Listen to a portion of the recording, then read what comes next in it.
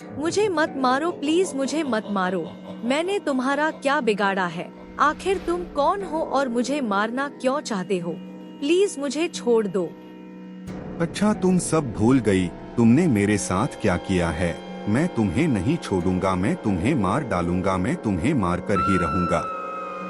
एक समय पहले जसपुर जिला के अजमेर गांव में एक परिवार था।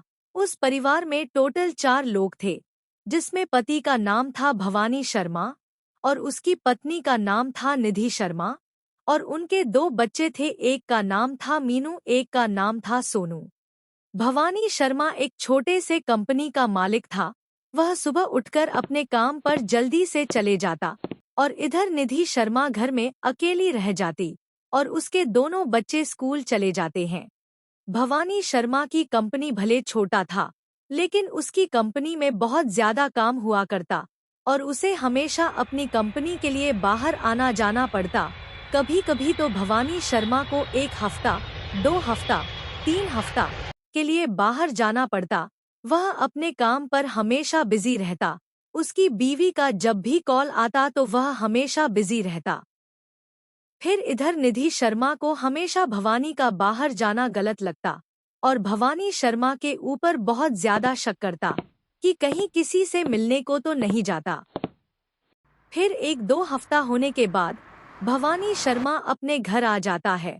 फिर भवानी शर्मा और उसकी पत्नी निधि के साथ बहुत ज्यादा बहस होता है। उसकी बीवी बोलती है कि तुम हमेशा बाहर क्यों जाते हो? तुम्हारा किसी के साथ कोई चक्कर तो नहीं है? आखिर तुम हर 1-2 हफ्ते में बाहर क्यों जाते रहते हो? लेकिन भवानी शर्मा बस एक ही बात बोलता कि मैं अपने कंपनी के काम के लिए बाहर जाता रहता हूँ।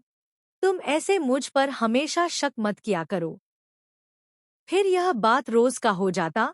वह जब भी अपने काम से आता तो बहस होता और जब भी अपने काम पर जाता तो बहस होता। जब एक दिन झगड़ा हो रहा होता है, तब भवानी के पापा का कॉल आता है। भवानी अपने फोन को उठाता है, लेकिन कट करे बिना वहीं पर फोन रख देता है और फिर वह दोनों फिर से झगड़ा होने लगता है। लेकिन इस बार उसके पापा यह सारी बातें सुन लेता है। फिर झगड़ा शांत होने के बाद भवानी अपने काम के लिए निकल ही रहा होता है। फिर अपने पापा के पास कॉल करके वह सारी बातें बता देता है। लेकिन इस बार भवानी की पत्नी निधि कोने से चुपचाप सारी बातें सुन लेती है। फिर भवानी शर्मा शाम को अपने ड्यूटी से आ जाता है। आ जाने के बाद पूरा परिवार खाना खाकर जल्दी सो जाता है। लेकिन भवानी शर्मा का एक आदत होता है कि वह जब भी सोता है तो उसके पहले एक नोटबुक लिखता है और वह सारी घटना अपने बुक में लिखता है। जो आज घटित हुआ वह लिखता है कि मेरे साथ बहुत बुरा हुआ और मन ही मन सोचता है कि और पता नहीं मेरे साथ बहुत बुरा कुछ होने वाला है। फिर भवानी सोने के लिए अपने बिस्तर में चला जाता है, लेकिन भवानी को नींद नहीं आता है। लेकिन कल की ड्यूटी जाना है करके भवानी सो जाता है। फिर भवानी शर्मा सुबह जल्दी उठकर अपने काम के लिए निकलने ही लगता है कि भवानी शर्मा किसी से बात करते हुए निकलता है। तभी उसकी बीवी यह सारी बातें सुनकर उस पर बहुत ज्यादा गुस्सा करने लगती है और उसके दिमाग में बहुत गलत काम करने के लिए सोचता रहता है। फिर निधि अपने ड्राइवर को कॉल करती है और बोलती है, तुम जल्दी मेरे घर चले आओ। फिर ड्राइवर के आ जाने के बाद निधि ड्राइवर से बोलती है, तुम्हें मेरे साथ एक काम को अंजाम देना है। इसके बदले मैं तुम्हारे गाड़ी और मैं तुम्हारे घर के लोन को चुका दूंगी, लेकिन तुम्हें मेरे साथ यह काम करना होगा। ड्राइवर को यह बातें सुनकर लालच आ जाता है और वह हाँ बोल देता है। फिर निधि बोलती है, तुम्हें मेरे पति को जान से मारना होगा। ड्राइवर को यह सारी बातें सुनकर उसके पैरों तले जमीन खिसक जाता है और बहुत ज्यादा डर जाता है। लेकिन मन ही मन सोचता है कि मेरा घर और कार का लोन चुका देगी, इसलिए वह हाँ बोल देता है। फिर शाम होते ही ड्राइवर अपने मालिक भवानी को लेकर घर आ जाता है। घर आने के बाद निधि और उनके परिवार खाना खाने बैठ जाता है। लेकिन इस बार भवानी की पत्नी निधि उस खाने में नींद की गोली मिला देता है। भवानी खाना खाते खाते ही उस जगह पर बेहोश होकर गिर जाता है। निधि अपने बच्चों को सुला देती है। निधि और उसके ड्राइवर भवानी को एक टेबल में लिटाकर उसके हजारों टुकड़ा करता है। उसके हाथ पैर सबको काट के अलग कर देता है। उसके गला को बेरहमी से काटता है, जैसे किसी सब्जी को काट रहा हो। उसे काट कर एक बोरी में भर देता है। फिर उस बोरी को पकड़कर अपने कार में सीधा जंगल की ओर निकल जाता है। जंगल में जाकर उस बॉडी को कुएं में डाल देती है। फिर भवानी और उसके ड्राइवर वहीं पर डांसिंग कार करने लगती है। फिर निधि अपने घर की ओर आ जाती है।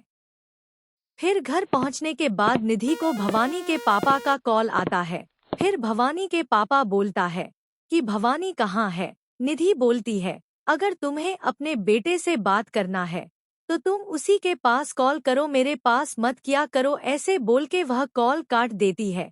फिर उसके पापा भवानी के पास कॉल करने लगता है, लेकिन इस बार भी कोई जवाब नहीं आता। फिर एक हफ्ता हो जाता है। भवानी के पापा बोलता है कि अभी तक उसका कॉल नहीं आया। फिर वह सीधा उनके शहर चले जाता है और पुलिस के पास रिपोर्ट करता है। रिपोर्ट करने के बाद पुलिस वालों का शक उसकी बीवी पर जाती है। फिर पुलिस बोलता है, अभी तक उसके बारे में कोई सबूत नहीं मिला तो हम किसी को भी नहीं पकड़ सकते हैं। इधर भवानी का भूत निधि को बोलता है, अगर तुमने पुलिस वाले को पूरी सच्चाई नहीं बताई तो मैं तुम्हें जान से मार डालूंगा। मैं तुम्हें जीने नहीं दूंगा। तुम जाओ और पुलिस वालों को सारी सच्चाई बता दो।